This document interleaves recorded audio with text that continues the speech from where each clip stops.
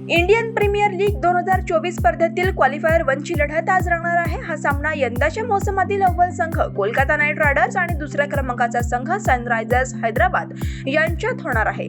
मात्र या लढतीमध्ये विजेता होणारा संघ IPLच्या यंदाच्या मोसमाची अंतिम फेरी गाठणार आहे आणि पराभूत झालेल्या संघाला देखील अंतिम फेरीत पोहोचण्याची आणखी एक संधी मिळणार आहे. जर्मनीच्या अलेक्झांडर झ्वेरेव याने इटालियन ओपन स्पर्धेत अजिंक्यपदावर नाव कोरलं. त्याने अजिंक्यपदाच्या लढतीत 24व्या स्थानावर असलेल्या निकोलस जॅरी याच्यावर सरळ 2 सेटमध्ये विजय मिळवत झळाळता करंडक पटकावला. वेस्ट इंडिज आणि अमेरिका येथे 1 जून पासून T20 विश्वकरंडकाला सुरुवात होणार आहे. मात्र IPLच्या यंदाच्या मोसमात दिल्ली कॅपिटल संघासाठी मोलाची कामगिरी करणारा युवा फलंदाज जेक फ्रेसर मॅकगर्क याला ऑस्ट्रेलियाच्या T20 विश्वकरंडकाच्या साठीच्या संघामध्ये स्थान मिळालं आहे. ऑस्ट्रेलियन क्रिकेट निवड समितीचे प्रमुख जॉर्ज बेली यांनी मॅकगर्क याला पर्यायी खेळाडू म्हणून संघात स्थान दिलंय.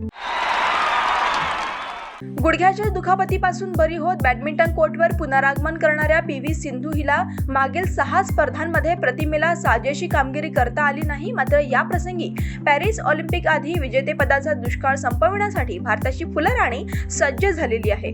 मलेशिया मास्टर्स बॅडमिंटन स्पर्धा आज 21 मे पासून सुरू होणार आहे. त्यामुळेच महिला एकेरीत सिंधूच्या खेळाकडे तमाम बॅडमिंटन प्रेमींच्या नजरा खिळलेल्या असणार आहेत.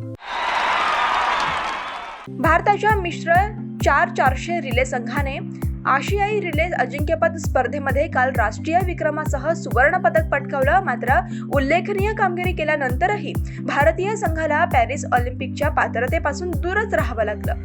भारताच्या मिश्र संघात मोहम्मद अजमल, ज्योतिका श्रीदंडी, अमोल जेकब आणि शुभा वेंकटेशन या खेळाडूंचा समावेश आहे.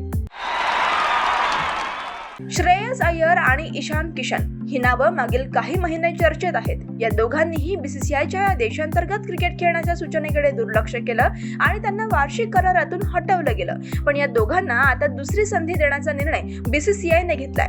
या दोन्ही खेळाडूंचा BCCIने राष्ट्रीय क्रिकेट अकादमीच्या देशांतर्गत क्रिकेट 2024-25 या पर्वासाठी हाय परफॉर्मन्स मॉनिटरिंग प्रोग्राम मध्ये समावेश करण्यात आला. जागतिक पॅरा ॲथलेटिक्स चॅम्पियनशिपमध्ये भारताची दीप्ती जीवनजीने जपार कोबा येथे सुरू असलेल्या महिलांच्या 400 मीटर T20 गटाच्या शर्यतीत सुवर्ण पदक जिंकले. दीप्तीने 55.6 सेकंदात शर्यत पूर्ण करत नवीन जागतिक विक्रम प्रस्थापित केला. यासह भारताच्या दीप्तीने अमेरिकन ॲथलीट ब्रेना क्लार्कचा विक्रम मोडला. T20 विश्वचषकाला अवघ्या 2 आठवड्यांचा कालावधी शिल्लक राहिलाय. अमेरिका आणि वेस्ट इंडिजमध्ये विश्वचषकासाठी 20 संघ भिडणार असून 1 जून ते 29 जून दरम्यान T20 विश्वचषक रंगणार आहे. भारताचा पहिला सामना 5 जून रोजी आयर्लंड विरोधात होणार आहे. पण भारत आणि पाकिस्तान यांच्या लढतीकडे सर्वांच्या नजरा लागल्या आहेत. विश्वचषकात भारत आणि पाकिस्तान या पारंपरिक प्रतिस्पर्ध्यांमध्ये 9 जून रोजी आमना-सामना होणार आहे. मात्र हा सामना न्यूयॉर्कमधील नसाऊ काउंटी आंतरराष्ट्रीय क्रिकेट स्टेडियमवर होणार आहे.